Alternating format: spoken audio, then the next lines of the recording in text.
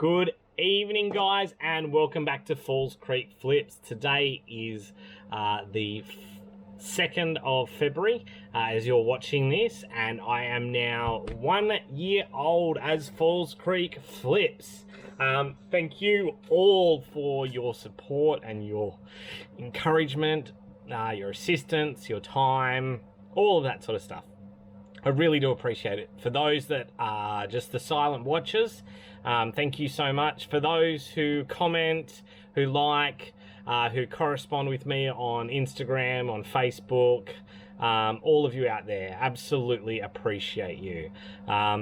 All those other content creators, not just resellers, but content creators who have given me encouragement, who have supported me, who have suggested, who have advised, who have hosted me on their shows. Thank you so much. This has been such a fun and exciting year. And obviously more to come. So I want to go through a couple of things tonight. The first thing, I'm going to take you through the figures for the year and sort of give you a bit of background on how things went.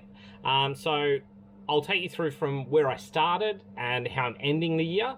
I'm going to show you my favorite find of the year. A couple of key things that we've found as well, key sales, highest dollar sales, that sort of stuff.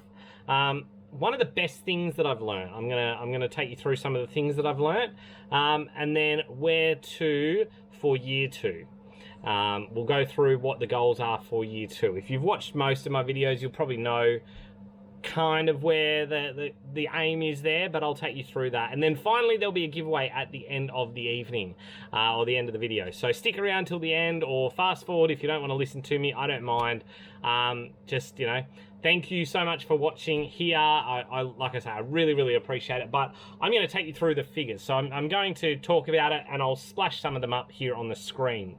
So over the last 12 months, so that's from February the 1st, 2021 through to February the 1st now, I have sold on eBay, Depop, Poshmark, Facebook, face-to-face, garage sales. However, I've sold $42,203.51 worth of product. That gives me an average sale price of each sale of $29.92. So my ASP is $29.92. I'm pretty happy with that. My highest month ASP was September of last year. It was $43.97. I had a couple of really big ticket items in there, and they'll turn up in the video a little bit later on. My lowest dollar value was March. It was $16.62 ASP. February obviously was $19.98. So it's all a learning curve back at the very start, and most of what I was selling was low dollar video games. So yeah. Cost of goods, the amount that I have spent on just goods is $11,783.31. So the average cost per item has been $4.38. That's my average cost. Shipping, I have spent $8,202.68 on shipping. That's an average of $5.80 per parcel that I have sent. And then my listing fees were $6,131.88, meaning average listing fee was $4.37.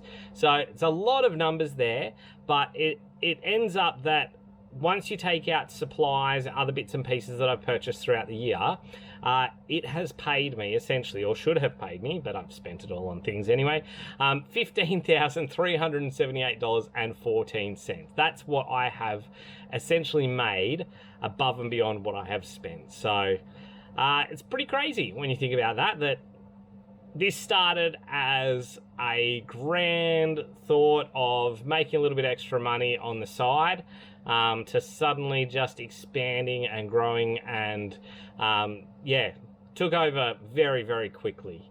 So I'll go back to the start of February 2021. So by the time that the 1st of February rolled around, I'd probably spent since November the previous year just watching videos. every night, every day, watching like YouTube videos. I'd been watching Aussie content creators like Matt, Aussie Flipper, Judder, two Aussie thrifters. I'd been watching Hairy Tornado. I'd been watching Retro Rick. Been watching so many other guys. There's just so many of them out there. I could keep listing them all night. I could sit here and just list all the channels of people that are out there to watch. But essentially the two big ones that really impressed upon me were Hairy Tornado, and most people who are in reselling will tell you, you know, how much of an impact Hairy Tornado has had in just simplifying the whole, you know, process. He really does make it feel very simple and easy and fun. And it is. It really is quite simple and easy and fun to an extent. Once you get past the simple, there is complexities in there. And that's where it takes a little bit to survive and thrive. It takes a lot of self-motivation, self-control, self-belief, a lot of learning as well. But then from there, Retro Rick was probably the big one that really got me through. And it was his $10 game collection video series. That's what really broke the camel's back for me. Like, I'd been watching all these other people reselling, and I'd done some reselling in the past, like years ago, but I was watching Retro Rick's $10 video game challenge that I kind of went, hang on a second, this is really achievable. Like, I watch lots like that coming up on Facebook all the time. So that's where I started. At the end of January, I contacted someone. I picked up the lot on the 1st of February and started listing from there. I came up with the name. I went all guns a-blazing to begin with, sort of. I just started listing some Wii games. That was the very, very beginning of it. It was a couple of Wii games and a console and that sort of thing. With it was a Wii U console and a bunch of games. So yeah, it was pretty fun. Like, I had this space here was already like my man cave. I was working from home a lot of the time because of COVID, and I thought this is a great opportunity for me to sort of, in my downtime, etc., just turn this over, see if it works. I've always wanted to have my own business, and that's where I started, was just doing a little bit, and it progressed from there rather quickly. So dollar value per month, I started out selling $1,600 in February. March was $2,100. By June, I was over $3,000, and then essentially since October, I've been over $4,000, with January being my largest month at $5,029.16. So it's been a steady increase, which has been wonderful to see, and I'm hoping to continue that and continue that rise as I go through the next couple of months, because that's the only way that this is going to go from what the goal is of being full-time employed to being fully self-employed. So that's kind of how I started the year. Where am I now? I'm going to take you on a bit of a tour. So I started off with a couple of games. That's ultimately where I began. I was working at this computer here. I had the one screen on the laptop. I've upgraded to a second screen for viewing. I got given from some friends a zebra printer just here, so I could stop doing all of my stuff by hand. And I just was storing a little bit here in the room. Rapidly, that grew well beyond that. I now have, this is my storage for all my games and DVDs, and a couple of shoe boxes up there. So all of my games sit here. I do have a couple of DVD sets that don't fit down into my DVD area, but essentially this is all of my DVDs. If you've been watching me, you know I love sealed DVDs, plain and simple.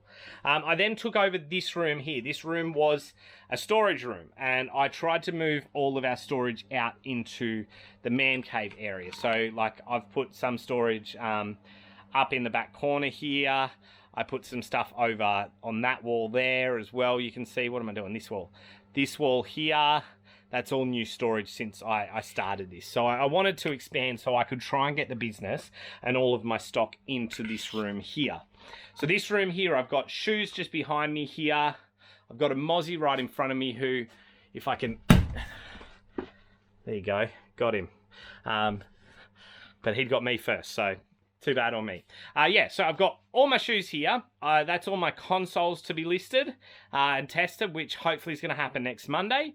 Over the back here, like, this is all of my miscellaneous plush, hats, and then sneakers. So they're all my sneaker boxes. So that's all just joggers, etc. over there.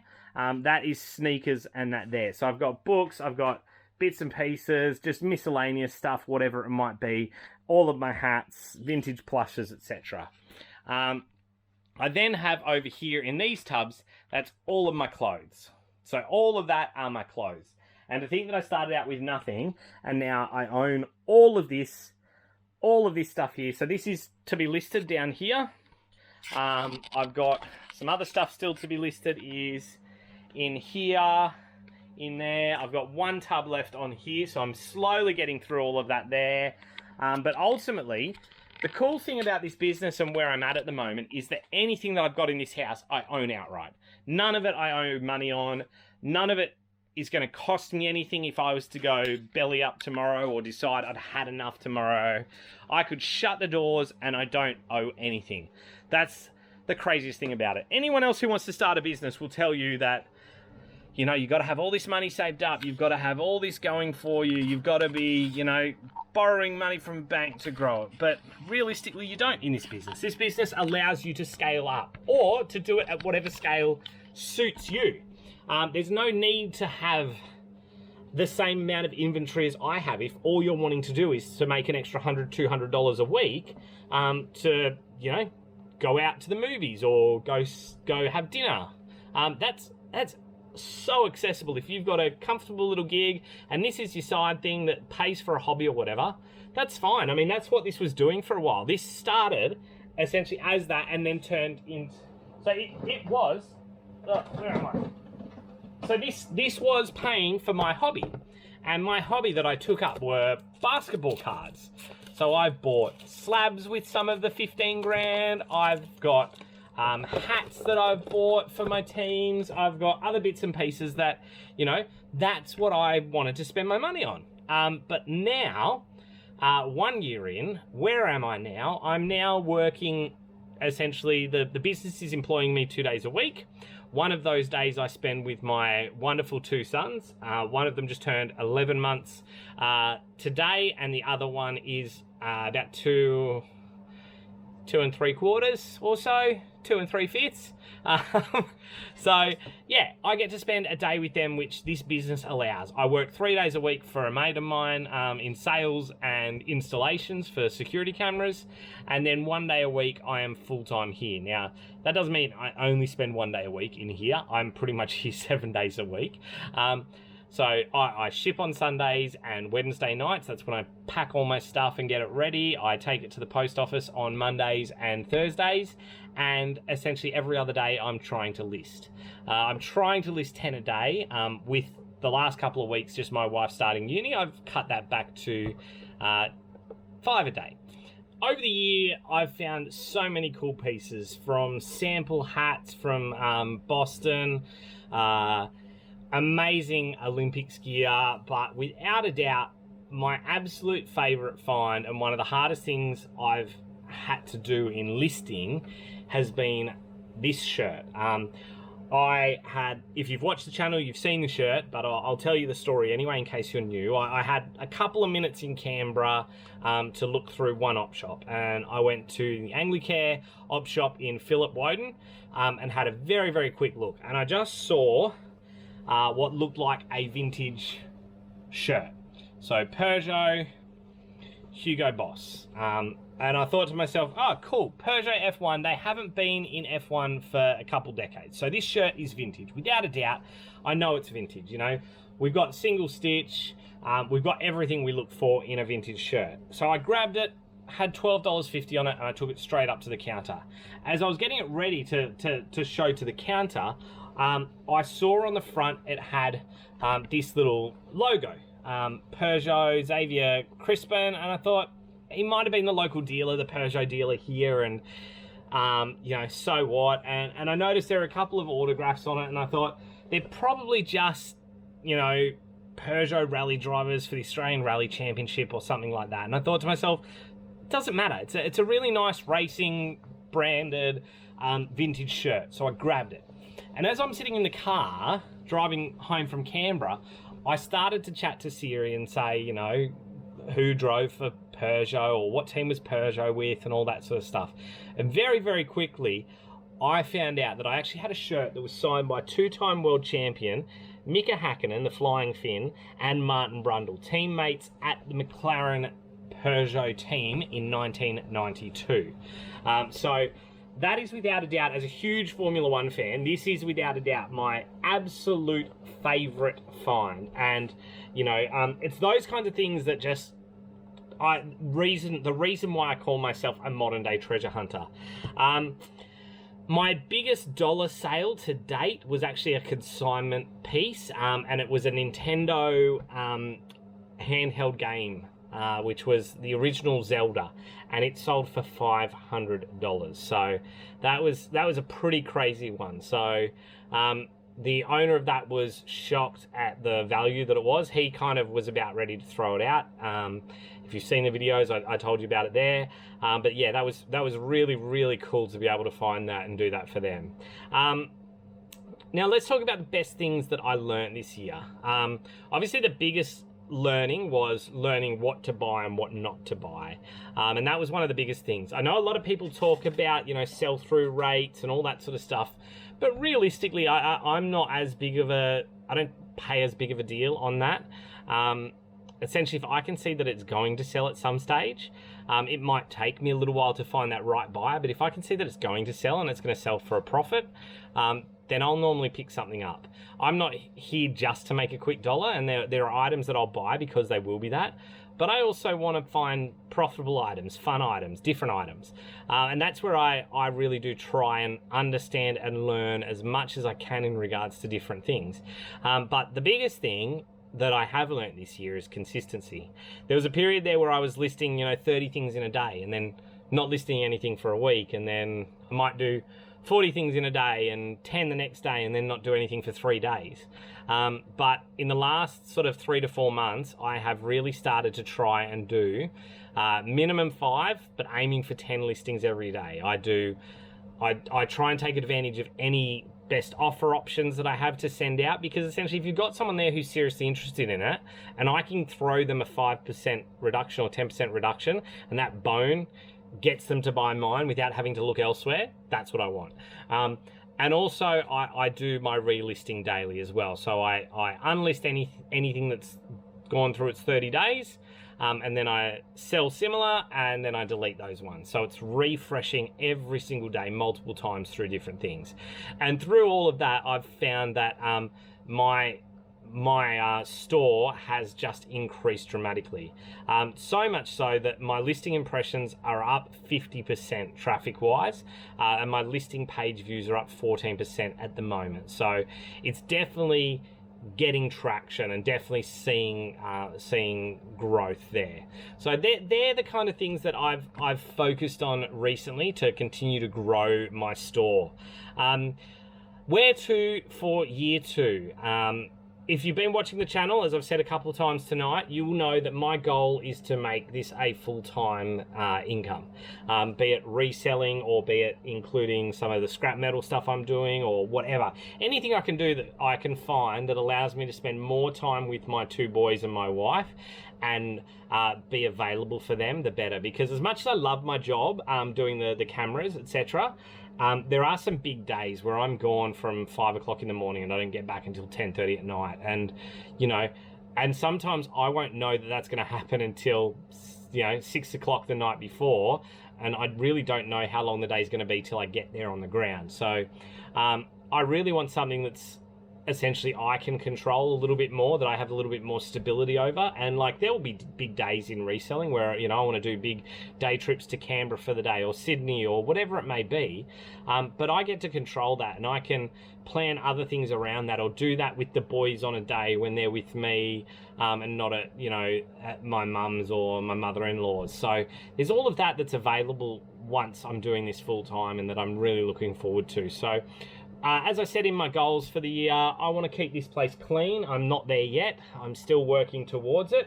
It's a slow process because a lot of this stuff is family stuff, but I am getting through the stuff that I need to list. That's a big thing.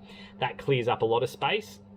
But yeah, also aiming, 30K in 90 days is a big dollar value that I'm aiming for. I'm sitting just over 13,000 at the moment in 90 days, but my goal is to hit 30K in 90 days by the end of year 2. So what I'm going to do now is we're right at the end of the video, and before we go, we have a giveaway to talk about, and I'm going to show you what we're doing as the giveaway. So this is our giveaway number 2. If you haven't picked up on giveaway number 1, go back and watch What Sold Sunday. That has all the information on how to get yourself in the running. But this is our second giveaway of the month, and same thing, it will run until the end of February. You just need to comment on this video, and you need to say Sydney Olympics was the best Olympics ever. That's all I want you to say. Sydney Olympics was the best Olympics ever, or something to that vein. I'm not going to be too legalistic in regards to it. So what can you win? That's the big thing. Well, I'm going to show you. This here is what you can win. So we have a Ollie, the Olympic mascot here. He has his AMP official partner shirt on. That is his tag. It was connected up to him there, but has come loose. But he is original. I then have a Sydney 2000 volunteer driver handbook there. Awesome little bit of Sydney 2000 memorabilia, paraphernalia. The official spectator guide for the Sydney 2000 Olympics gives you all different information on the venues, the seating for each venue, maps for the area, all that sort of stuff. We then have the Games Force 2000 pin. So Sydney 2000 Olympic pins, that is also included. The second last thing is this watch. Now this is from Swatch. This was actually given to every single volunteer at the Sydney 2000 Olympics. You do have a specific product ID there for the merchandise of it, and this was not sold. This was only given out to volunteers. So this is unopened, brand new inbox Swatch watch. And then last but not least is this flag. So this is a huge flag essentially for the Paralympic Games Sydney 2000 that was hung in Sydney Olympic Park during the games. So it is a huge flag. Like honestly, it's massive, and that is yours as well. So Sydney Olympics were the best Olympics ever. Never forget it. I still remember in 1992 sitting there when Juan Samaranch announced that the games were going to be held in Sydney. It was an absolutely brilliant moment, and I remember getting to go and see handball and volleyball and all sorts of other sports during the Olympics. So, guys, this is the wrap-up of how year 1 has gone. I know it's been a bit of a long one. I know there's been a lot of information, and I've gabbled on. I'm going to try and cut it down a little bit for you, so hopefully it's not too crazy. But I really do just want to thank you so much for being here, being involved, supporting me, and making me, really enjoy what I'm doing here. So, thank you very much. And as we always say, just keep flipping.